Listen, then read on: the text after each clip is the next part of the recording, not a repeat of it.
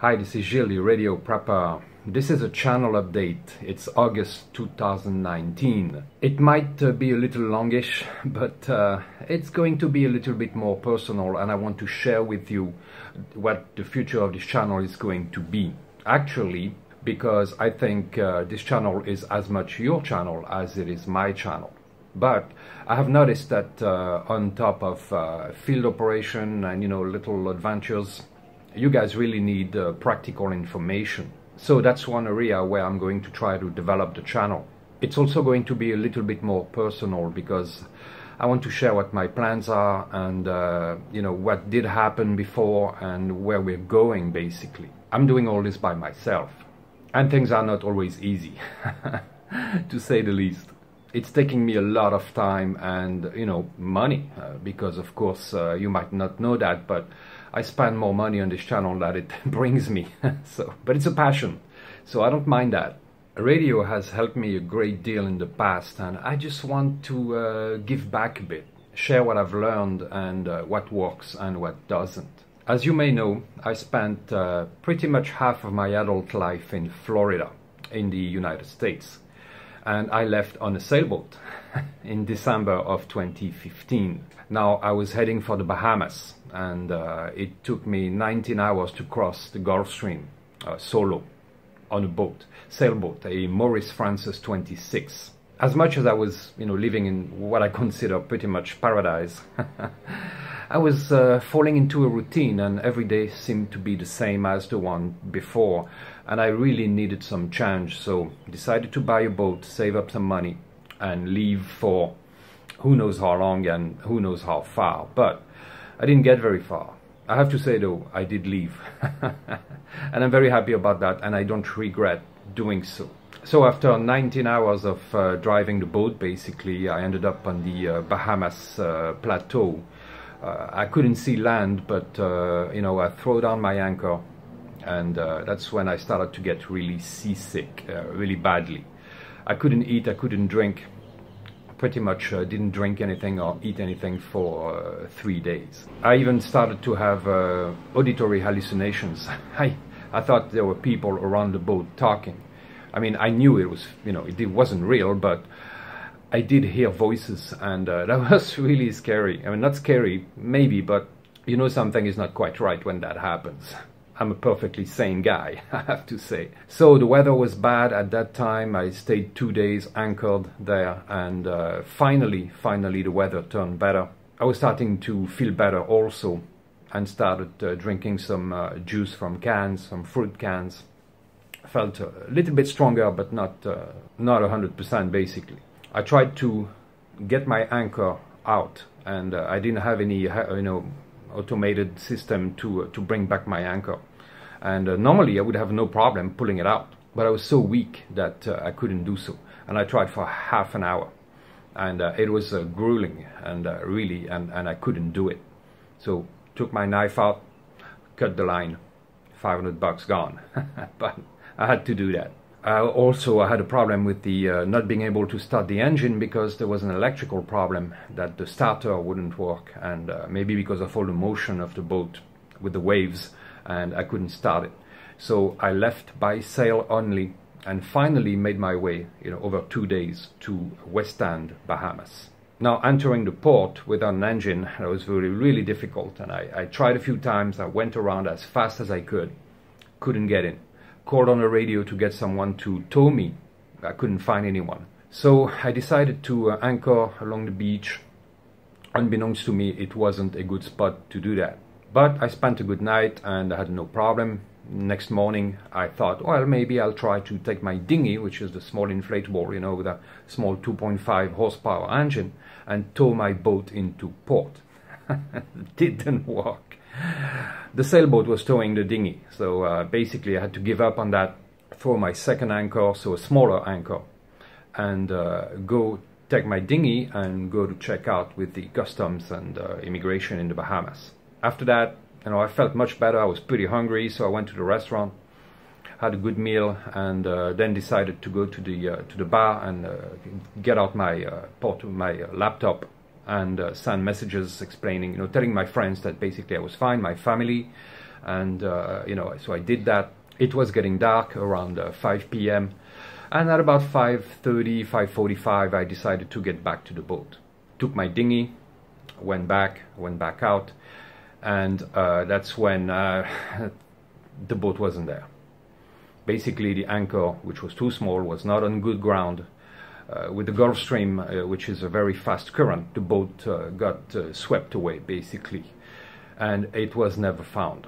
I'm going to spare you the details, but basically I was left in the Bahamas with nothing, just my laptop computer, 20 bucks in my pocket and my passport, and that was it. I had no spare clothing, nothing. Everything I owned was on the boat. I was able, because of the goodness of the community, basically, to stay a couple weeks on the island and wait for, a lot of people started looking for the boat, and there was a whole network that got created in just a day, basically. But nobody could find the boat. Supposedly it was going to drift towards the maybe North Carolina or something like that, but nobody found it. The Coast Guards saw it the next day, about 25 miles out, and gave the position. We had a meteorologist calculate the possible position of the boat by the time we would get there and look for it. So with the help of a local head of Basra, which is a rescue association in the Bahamas, we went to look for the boat, and for 16 hours we looked out, searched for it, and didn't find it. So I stayed about 2 weeks there, and then I decided to go back actually to France, where I'm from, because my parents live there, and they're getting older now. And I thought, well, they've helped me a great deal in the past, and I haven't seen them for a while, and now it's time for me to go back and spend a bit of time with them and stay a little bit closer. But somewhere I never finished that project. That dream was swept away. It was just a bunch of small incidents led to that tragedy. It was a tragedy for me. Most of the videos you see on this channel have been produced after that happened. Living in France is not so easy. It's a beautiful country, but there's a lot of things I disagree with here, and it's not an easy country to live in. It took me 3 years to get a good job, and now I do, and I've been working since last December or so. But still, it's very hard to save up any kind of money here because of extremely high taxation, basically. But the dream hasn't left me, and I'm trying to save up money now to buy a new boat. So the future of this channel might be maritime mobile. It will take a few years, mind you, because again, it's not easy here. It's a beautiful region, though. I really like it, and I'm really enjoying it, but something is missing. Regular life is not really for me. And it's a curse, guys, but it has brought me a lot of amazing things, but there is a cost to that. It's not only a monetary cost, it's an emotional cost, a personal relationship cost, and sometimes it's been difficult. Actually, I've had some health problems, and they say it's because of that. Now I've passed all the tests and scanners and and whatnot. Nothing was found. Apparently, I do have some kind of mild PTSD. No, I don't like to call it that, because there are soldiers who have the real thing, and what I have is nothing like they have. It's like, again, it's mild, but I do have violent muscle spasms when my mind is at rest. And radio has helped me a great deal, because of course it keeps my mind busy. But at night, it's no fun. And it's painful and it's scary. And that's why I want to get back on that dream and work on it, and that might be therapeutic. And it's something that I want to finish, because I don't like to leave things unfinished. It's important to me. It's actually the consequences of not trying to do it again would be worse than not trying, if that makes any sense. So no worries about the channel. I'm continuing what I'm doing, and I'm going to expand what I'm doing and try to bring you the best content possible, with your help, if you can. The link is in the description for Patreon. And I hate to ask for help. It's not something I like to do. It's not in my character, but every penny counts. Most of the stuff I buy, I pay with my own money, which is good because it allows me to say anything I want about the products that I test. Now, I did receive a few free items to test and publish videos on, but nobody has ever asked me to be nice to their products. So I'm very grateful for that. So there will be more product testing and antenna building and trying all sort of things to see what works. I also haven't been talking about prepping really much. It's more of a radio channel, but it's really geared towards survival and portable operations and, yes, prepping. And maybe I want to include a little bit more of that, and you tell me if that's something you want to see. One of my subscribers suggested that I check out a YouTube union in Germany because of what YouTube is doing to small producers like myself, especially channels that don't fit their agenda, all of a sudden, poof, disappear. Now, I don't think this is going to happen to my channel, but as much as I hate what YouTube is doing, it's their company. They do what they want. YouTube is not a government agency. I'm not paying taxes towards YouTube. They're the ones paying me a few bucks every month. So I'm not going to join it because it's not my ideology. It's not part of my beliefs. I have very strong political opinions. I'm not going to talk about them here. This channel is exclusively about radio emergency preparedness. That's it. But I will be looking for other platforms to put my videos on, and I have started on minds.com, but at the time it was a little bit difficult to upload videos, so I'm going to have a second look and see if I can upload my videos there, just in case, to have a backup. But right now I'm perfectly, satisfied with YouTube, even though I don't like their politics.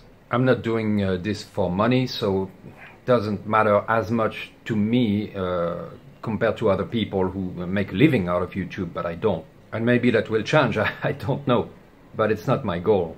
I would hate to lose out of you guys though, because you're the motor of this channel, basically. You are the reason why I'm making all those videos. So I do want to have a backup platform where, if something happens, you can all go there. So I'm really open to ideas and suggestions about the channel. I might not implement them all, but I am listening. By the way, if you post comments that have links in them or anything that resembles an email address with an @sign, they will be held by YouTube for review, and then I have to go and review them and approve them. So I don't do that every day, and your comment might be held for some time, and then I won't be able to find it again easily, and I might not reply to it.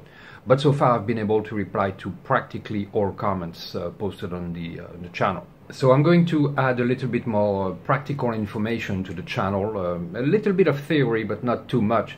Really practical stuff, gear and building stuff, putting everything together into a station and taking it out and see what works, what doesn't, once again. I'll still have my little adventures, of course, with the four-wheel drive, the Toyota, and if I can find some good spots, I'm going to go there. And I'll keep experimenting and giving you the best information I can come up with. And that will save you time and money and give you the best stuff, basically the best solutions for prepping and survival. Well, that was maybe a little bit more than I wanted to share about myself, but I'm glad you guys are here. I'm glad you subscribed. I'm glad you watch my videos. I'm glad you comment and share them and help me out a bit. The quality of the comments on this channel is absolutely amazing, and it really shows that you guys are at the top of the intellectual food chain, basically. Some of you have become friends with, even, and I'm sure somehow most of you guys could be my friend too. I mean, after all, we have the same passion, and a lot of the people that I talk to actually into radio also have the same interests that I have, and that's very a common thing in with hobbies. When you have one hobby, you have a few of them, you're going to meet people who have the same ones than you do, and that makes for a great bunch of people, of course, to chat with and exchange information. So I'm thanking you for being there and watching this channel. Well, I better get going because I have a video to publish for tonight. So by the way, this is where the magic happens. Editing. I spend a lot of hours, many hours on this computer to edit videos. A 30-minute video takes about 6 hours to edit. So, yep, back to work. You guys have a good one.